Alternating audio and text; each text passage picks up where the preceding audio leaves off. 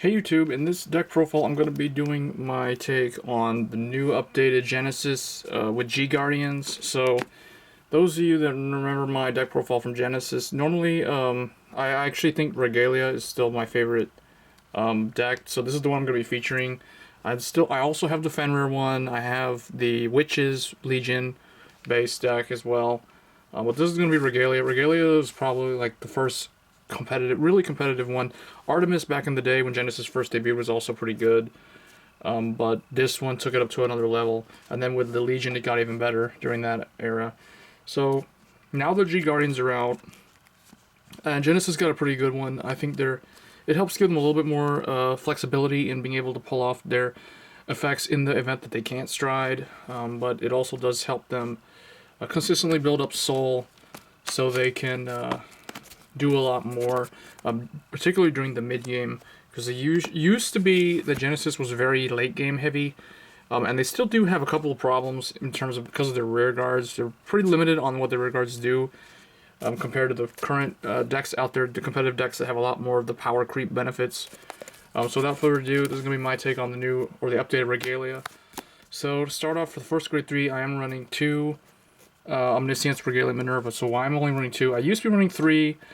I dropped her to 2 because every time I would ride this as the grade 3, it would just do nothing. Like I would just hope to be able to stride every turn until I could do her restand. And honestly, without Angelica's break ride or cross break ride play, Minerva's just really outclassed in the current meta, and that's the reality. Because the problem with her is you're going minus when you do the restand without the break ride. Unless you're going on the break ride turn, her restand effect isn't really all that powerful anymore.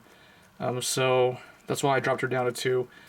Like I said, if you ride this as the grade 3, and you're just gonna have to hope you can stride, and then try to like close out the game with her restand probably once a game or maybe twice. But that's pretty much it for her. And then the next one, I'm running 3 Regalia of Wisdom Angelica. Angelica, some people like to run like 2-2, or some people run 3 Minerva and 2 of her. I still think Angelica's better as the first grade 3 ride because she gives you more options. First of all, if you're not striding, you can be building soul because she gains soul every time she attacks an opponent's Vanguard. And then on top of that, the break ride with Minerva is still quite powerful.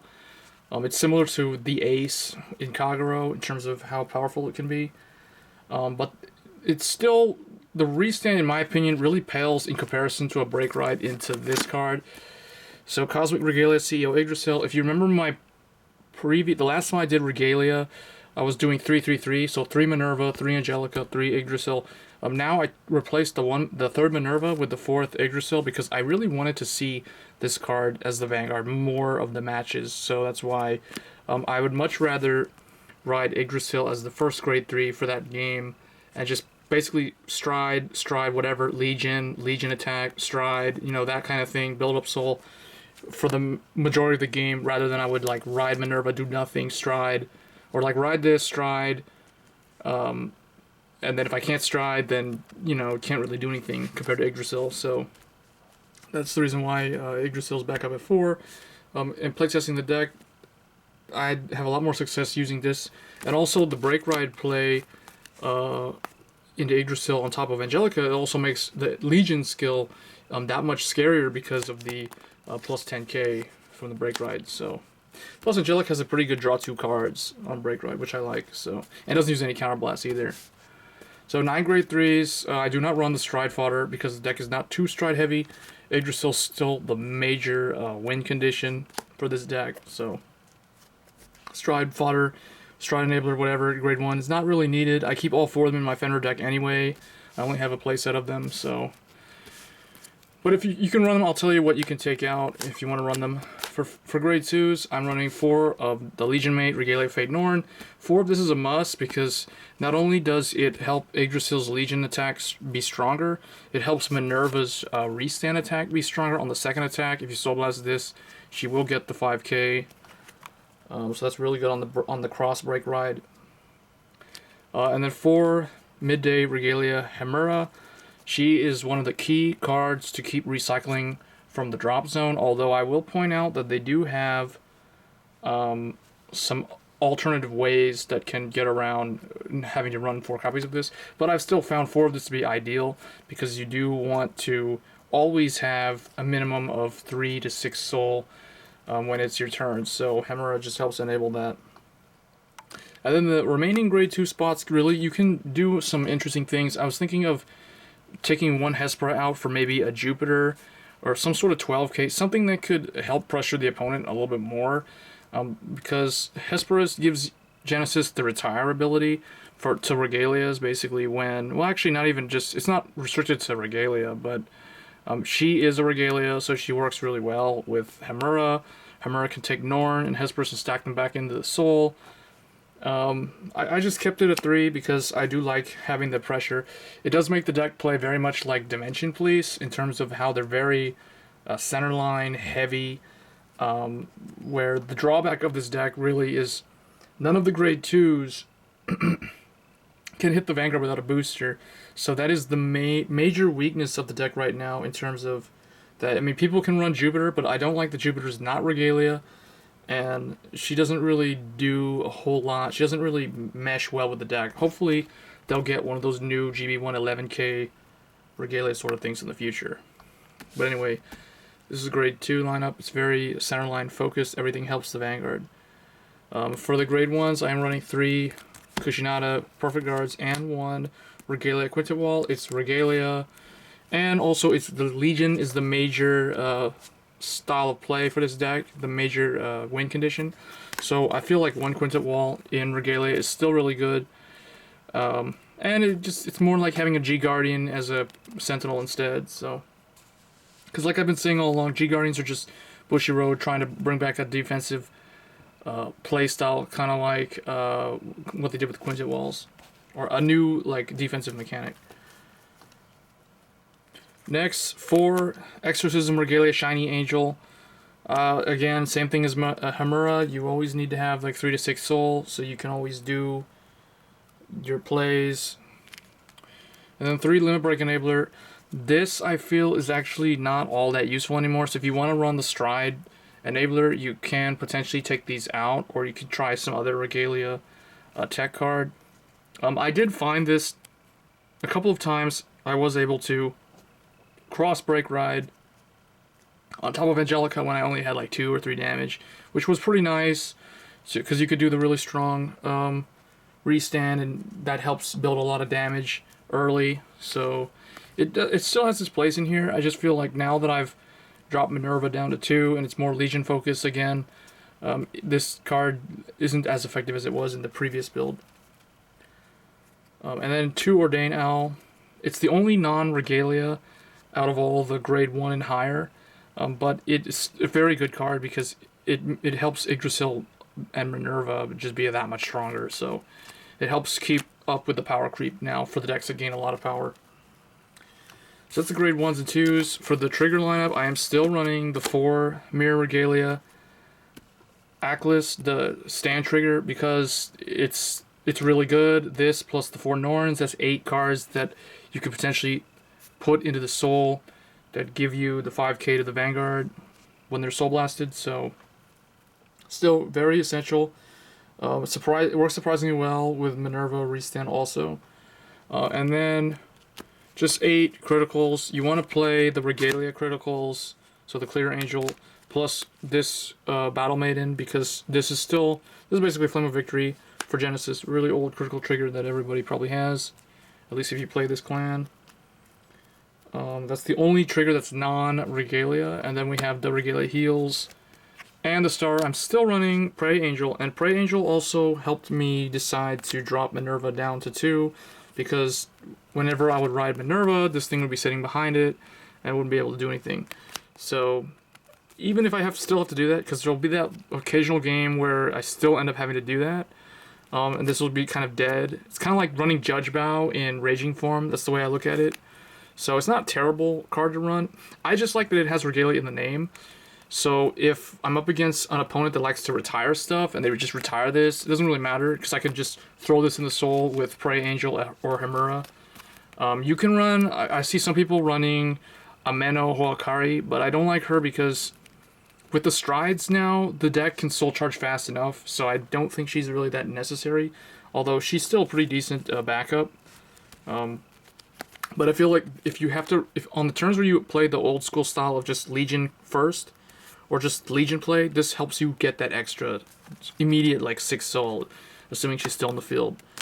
So that's the main deck. For the strides, this is part where everyone's probably wondering like what am I running for the strides. So now that it's boosted to 16 cards, that gives us a lot more options.